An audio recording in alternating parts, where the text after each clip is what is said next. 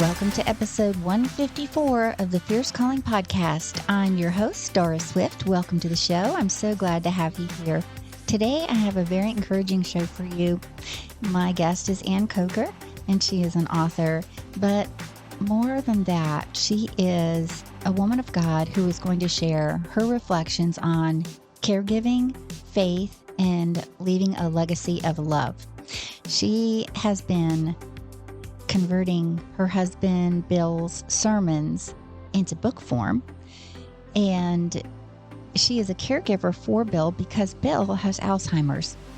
And so I know that this disease has probably touched many of you, and if not, there's something else that maybe you have experienced with a loved one or a friend. So I think this will really encourage you today. So I would love for you to listen in to what Ann has to share. And friend, guess what? My Bible study is available and groups are currently going through it together. And I'm getting amazing feedback. And so that is the Bible study. Surrender the Joy Stealers, rediscover the Jesus joy in you. And I'm currently booking speaking engagements for 2024. And I can go through a whole workshop or conference or retreat with this topic. I also have other topics too that you can check out on my website at dorisswift.com. But friends, first stay tuned because I know what Ann has to share will encourage, inspire, and challenge you. So listen in. Today, I am excited to welcome my writing friend, Ann L. Coker. We are in a group together called Book Camp. And we have been able to connect, and I'm so glad to have her on. It's going to be a really great episode. And some really fun facts about Ann is she graduated from college 20 years after graduating from high school, which is very encouraging. And she also worked as managing editor of Good News Magazine. And then she started writing for devotional publications and periodicals, and she also blogs. She has served in the pro-life arena for that cause for several different agencies. She's married to her favorite preacher, Bill, which I love that. And she's prepared Bill's sermons on the 10 Commandments for his first book, Words of Endearment, and 3 more books have followed since. She also wrote a companion book for John Bunyan's The Pilgrim's Progress, which is yet to be published. And she finds great joy in seeing her husband's messages in print to glorify God. And she's also her husband Bill's caregiver because he does have Alzheimer's disease. And so we'll talk a little bit about that as well. And he does have a podcast, though. They have a lot of great people on their tech team. And Bill has a podcast called Words of Endearment with Bill Coker. Welcome to the show, Ann. It's so great to have you on. It's good to be here, Doris. I appreciate your invitation. Oh, yes. I am excited to talk about all these things. You have a lot of interesting things that you have done and continue to do. And I always ask my guests where they're taking action, where their passion, compassion, and conviction intersect. So if you could share a little about your story and however the Lord leads and how you are taking action in those areas that intersect, we'd love to hear about it, Ann. Okay, here we go. As to passion, I call it my dream job. And it began when Bill was pastoring a church, a community church in Terre Haute, Indiana. And I, along with people who listened to him, would ask him to write a book. Mm-hmm.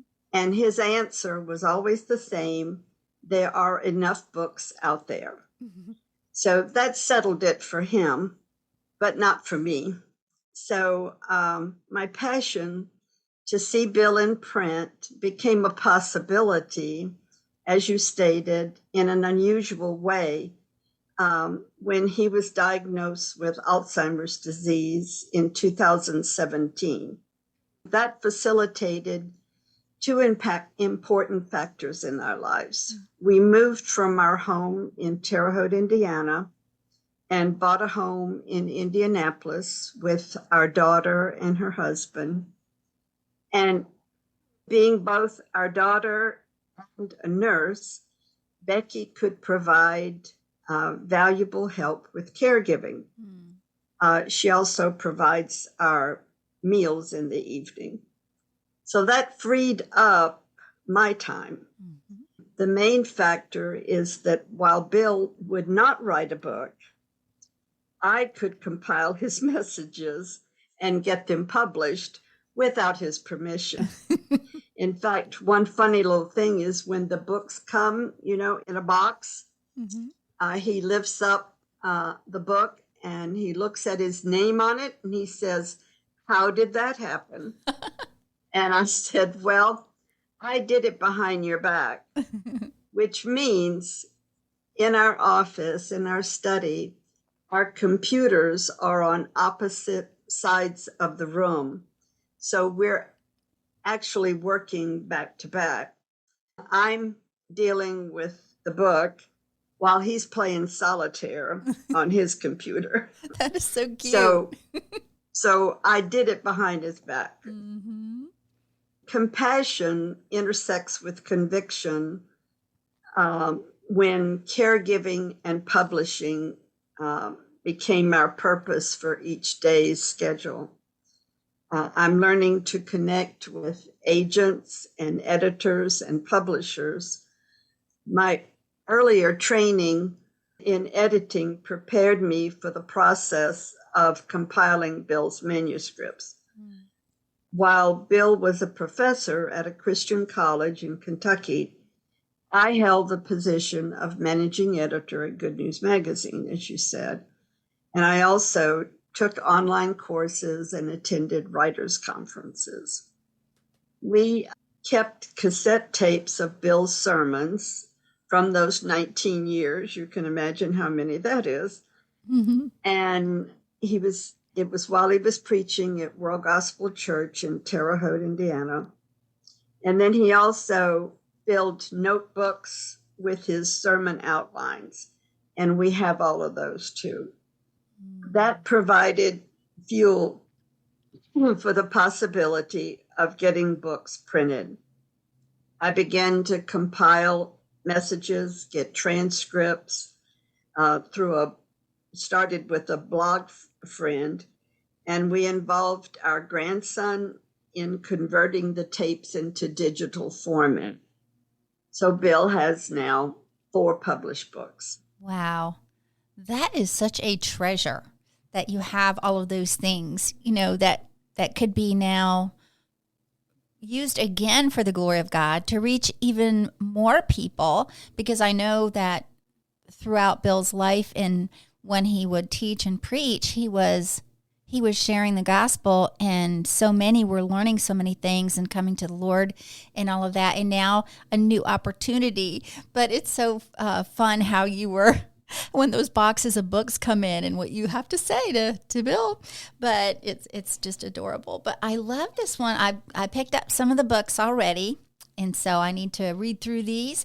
And I found the quote in the very beginning of one of the books that we'll talk about too. It's called "Let the Church Be the Church." And I really love the cover. It's the cross, and the cross is all different people. And then they're kind of scattered around the cross, and kind of like going out. And so I love this one quote that says, "Dr. Coker issues a clarion call for the church to reclaim its God-ordained mission. He begins by identifying the problem of our times, stating, 'I'm frustrated not because a sinful world is out there, but because a weak church is not responding to the challenge of our age.'" That is profound and powerful. And how did you grab that quote? Was that from a sermon that he did, or how did that come out? It would have been from a sermon. Yeah, the messages in that book, as also with the 2 other books, came from his sermons at World Gospel Church.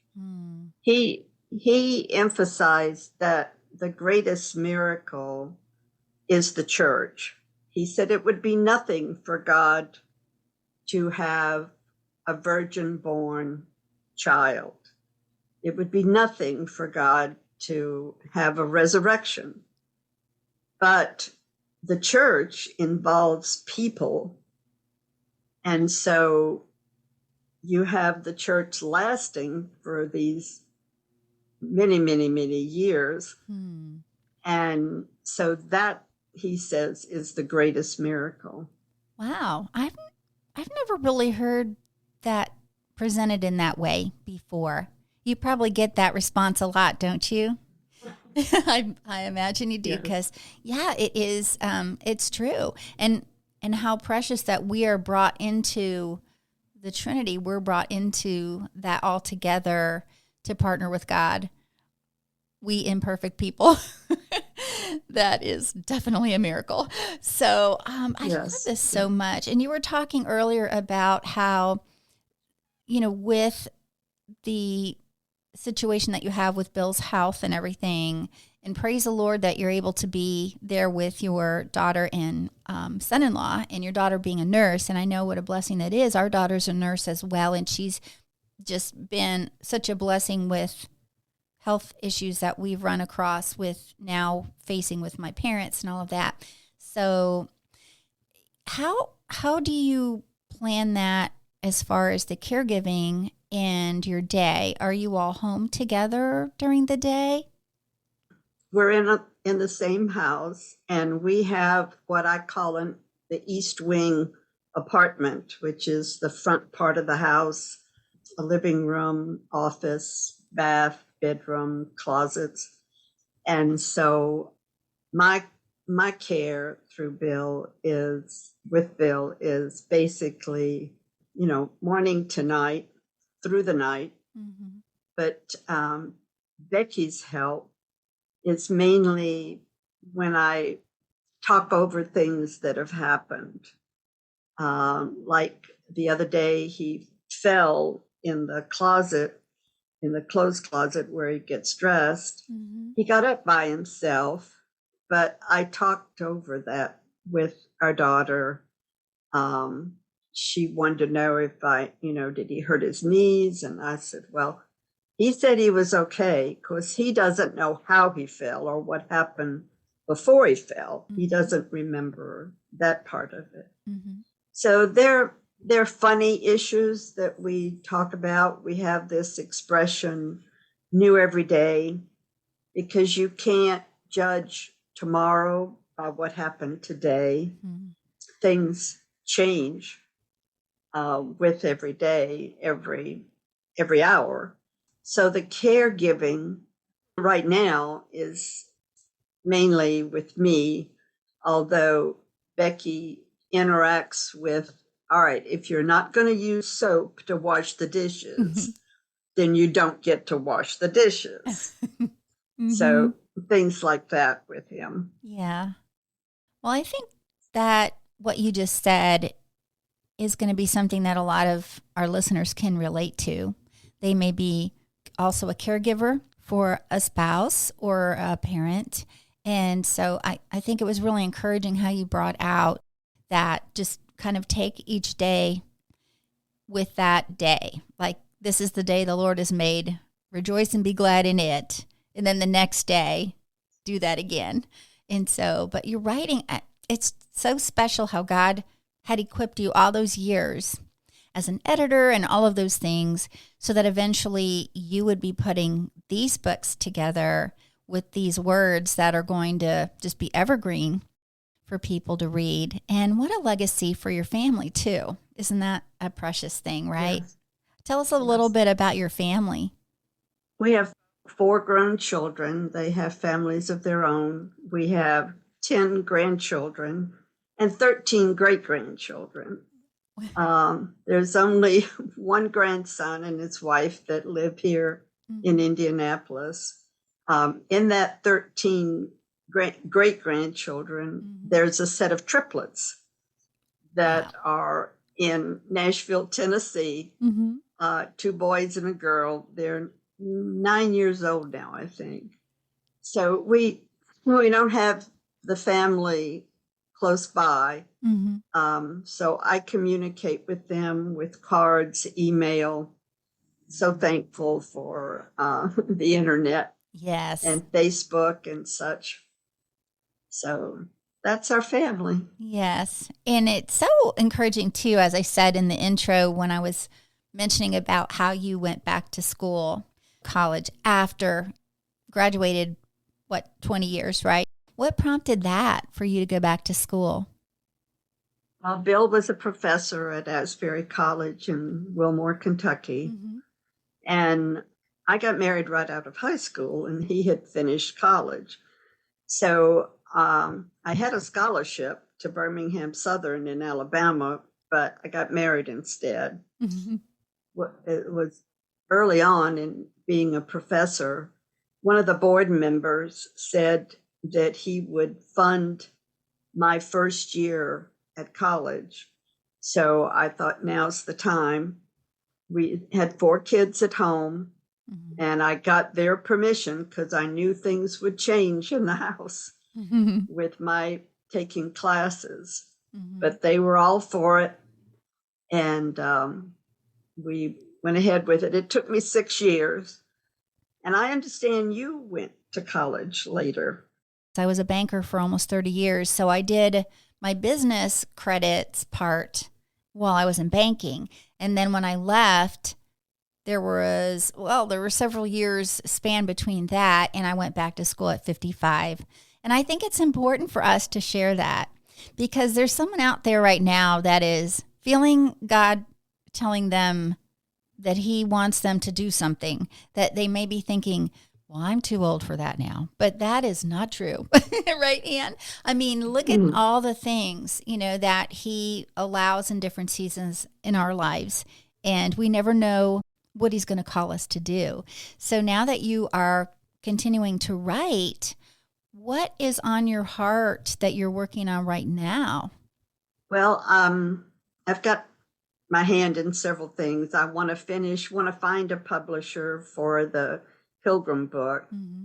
I want to back up that you're right about some not wanting to go ahead with a calling or a nudge from the Lord because they're too old. Mm-hmm. Well, at 84, I have found this to be a real pleasure and a calling to get these books in print.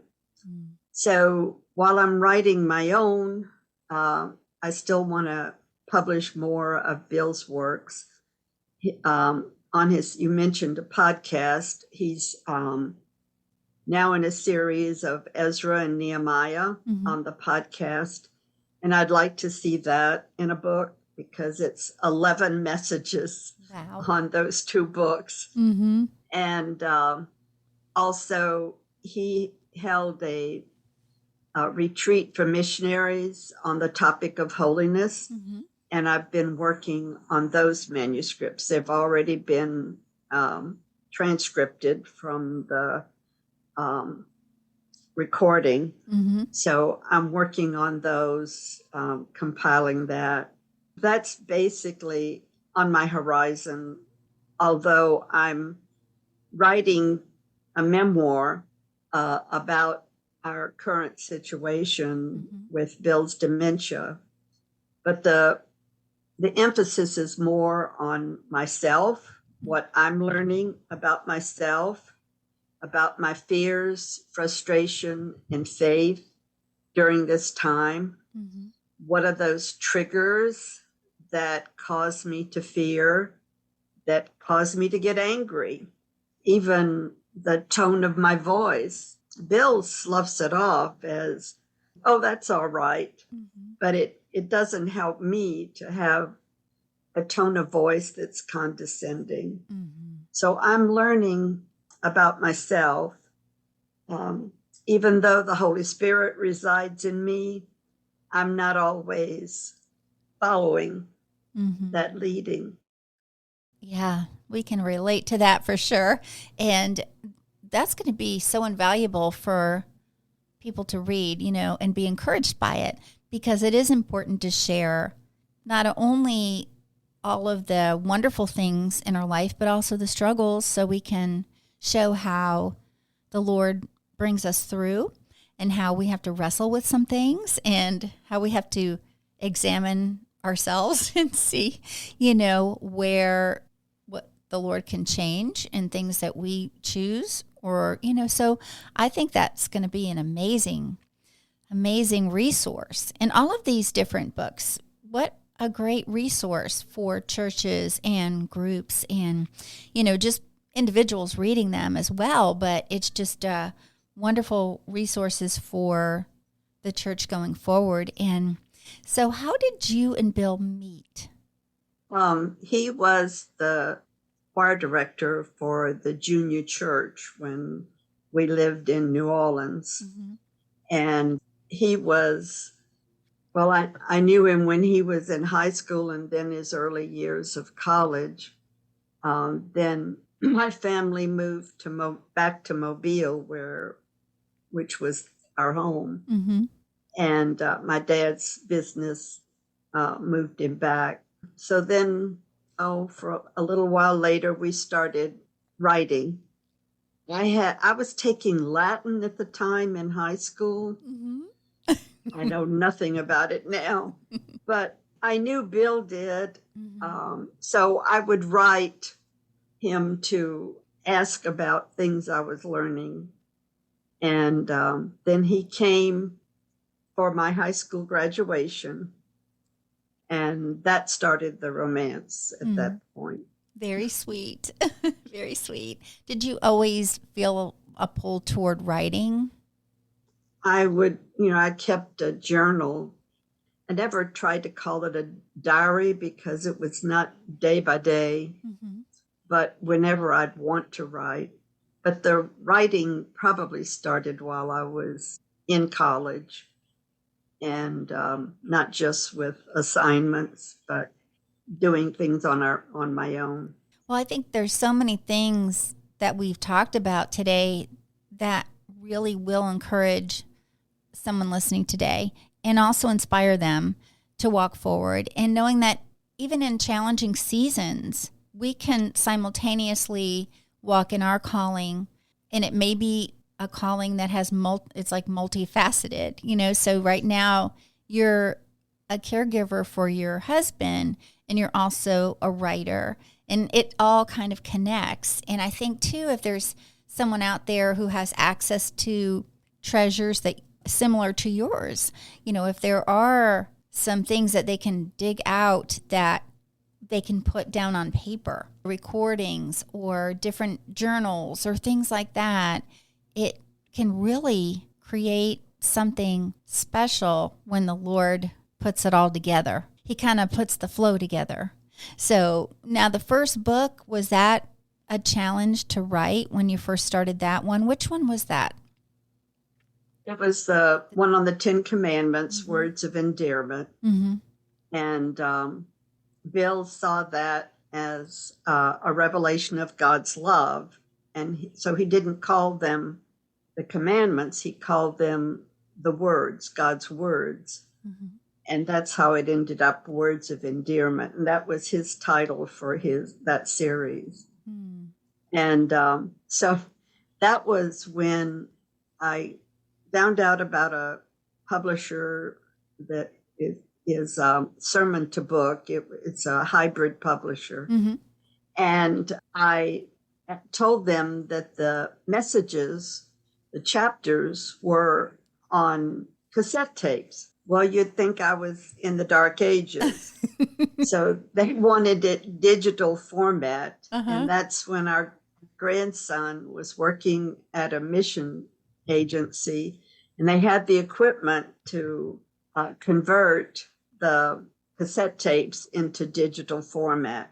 And then Sermon to Book compiled it. They wrote the discussion questions after each chapter, after each sermon.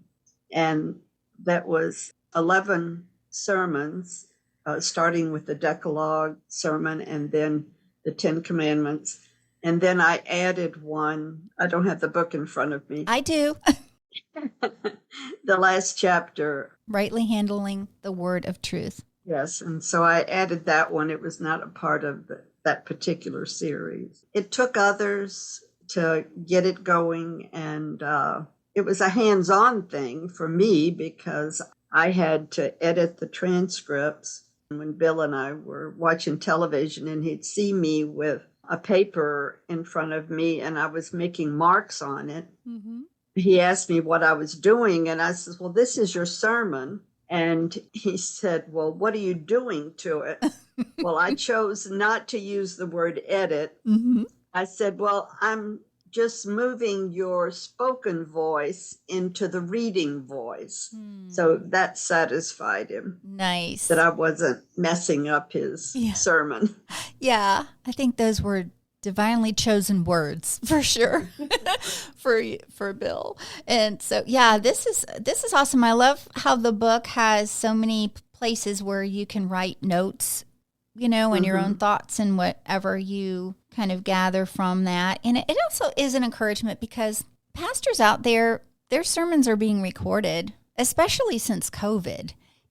Those are being live streamed and recorded, and many of them have not maybe thought about comprising a book, like actually having their sermons in a book. And I think that this could really help maybe start turning a lot of different wheels, and maybe their spouse isn't a writer or an author, but there are so many people out there that do ghostwriting and would love the opportunity to help someone write the book. So that's encouraging. Even as you were talking about leaving a legacy, sometimes writing a memoir may be only published for the few, the family, the extended family. It doesn't have to, get on the great sellers list, but it can be a legacy for your family. Yeah, and we think we'll remember things, or we'll remember to tell our kids things or our grandkids, and we forget stuff, and sometimes we're reminded. Of course, the Lord reminds us of different things for us to share, but like you said, it's really precious to have that legacy of the written word. I mean, when we look at it, that's what God did for us. We have the written word, His word, written for us so that we could read and learn and grow, and that it's a living word. So that is so special, a special treasure for us. Yeah, so I really wish that people in my family would have done something like that, because I would have loved to know more about my ancestors, my great-great-grandma, and, and all of those things. And we've heard stories and all, but I think writing them down is really important. And I think that's why people are so fascinated by genealogy and those kind of things. And you can learn about people, but you don't really know their heart unless you read something they've written, which is also why it's so sweet when you get maybe a grandparent's Bible or someone's Bible, because you can see all their notes in the margins and all. Have you grabbed anything from Bill's Bibles too that he's written in the notes in the margins? Yeah, and I have my mother's Bible with that, and she will put a note and a date about something that she heard in a sermon. And yes, I have Bill's Bibles, I should say, and he would use colors to underline or shade in various aspects, like blue for the Holy Spirit, yellow for heaven. He had a code that he was using in his Bible. Wow. And we think that happened like recently, where people started, doing the Bible kind of journaling thing and all of that with the color codes and the different fancy pens and all. Bill actually started that. That's very interesting. Yeah, he had a set of colored pencils that he would use. Great. Wow, I love that. And must be so cool to be able to look through where he's marked and all of that. And it makes it easy, too, for you to find stuff as well, because you know what color you're looking for. So that's really great. And I would love Ann to, because this has been so amazing and just encouraging and wonderful to talk with you today, and all the things that you're still going strong. Like, you have so much still left that God is pulling you through, to do and just giving you these precious assignments, to do this. So tell us how the listener can connect with you and some of the resources, the freebies, the resources that you want to offer to them so they can check that out. Probably the quickest and easiest is just using my email address to contact me and let me know if you're interested in the books. I have some of the books here at the house, and of course Amazon also has all 4 books. So my email address is al2.coker, COKER, @gmail.com. So that is the number 2, al2.coker @gmail.com. And then I'm on Facebook as Ann Coker, and my blog, which is abcoker.blog. I have a few links that will take you to 3 of the books and a podcast. And if you send your email address to me, then I will let you know when their books or episodes for the podcast are coming up. The podcasts are downloaded on Wednesdays. It's been a little over a year. The first one was the first Wednesday in April of last year. So we just a little while ago celebrated our first year. Wow. Congratulations. Happy birthday. You've been on longer. How long have you been on? I started back in November of 2019. And it was right before the whole world shut down. It was like we had no idea that was coming. And I just felt the call to do it. It really began as a book proposal, and it became a podcast. So I really think God had a lot of ideas about it that I had no idea about. And he's like, that's okay, I'll help you. So yes. It's been fun. It's so fun. And I get to talk to lovely friends like you, which, it's fine to email and it's fine to be in groups on Facebook and stuff, but it's really precious to meet people in person, first of all, which hopefully we'll get to do that sometime, but at least to have these conversations, it really means a lot. And connection is so important because we are the church, and it is important too, as sisters in Christ and brothers in Christ as well, to connect and support and encourage and lift each other up, like it tells us in 1 Thessalonians 5:11. We want to do that for sure. So, and I'll put all the links in the show notes so the listener can find you. And so thank you so much, Ann. This has been so amazing and sweet. And I would love to have you on again sometime because you've got lots going on. Right. Okay, friend. Well, thank you so much again for being on the show. And God bless you and Bill and all the ministry work that you are still doing. And we will talk soon. Thank you, Doris. I just love that conversation I had with Ann. It was so powerful and a reminder that God has plans for us. He has a fierce calling on our lives, no matter our circumstances, right? And this was certainly an encouraging example of that. And I love so many quotes in the show. And I want you to check out the show notes because I'm doing them a little bit differently. Yes, they are now including a transcript of the show and also some amazing quotes, but not only a few quotes, but several quotes. And you'll also see a section that has a timestamp overview. So you can find certain parts of what was discussed by going to those timestamps within the recording. So I think that's cool. And I love all of the things that Ann shared And so please check out her website and find some more of the things that she offered. I have the links in the show notes for those free gifts that she offered to you to check out. And so I hope that you will do that. And friend, this has been amazing. And we skipped last week because it was holiday week. So we're back at it again. And I'm just so glad to be back here with you all. And I hope you will join me next time when I talk with another woman who's taking action where her passion, compassion, and conviction intersect. Until then, friend, have a blessed week. And I'll talk to you soon.